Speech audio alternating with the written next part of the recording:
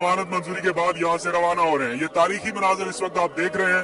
Television पर दिखाने पर पाबंदी है, लेकिन ये मनाजर हर जगह पर फैल सकते हैं अगर आप लोग चाहें तो।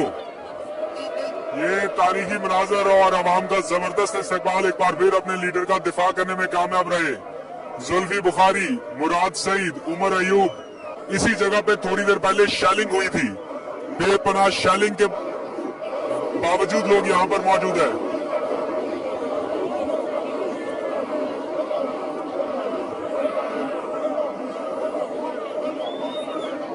ये नारेबाजी,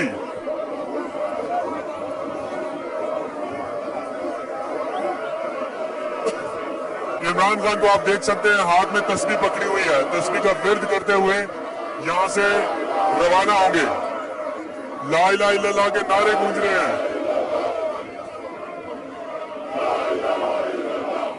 ये आवाज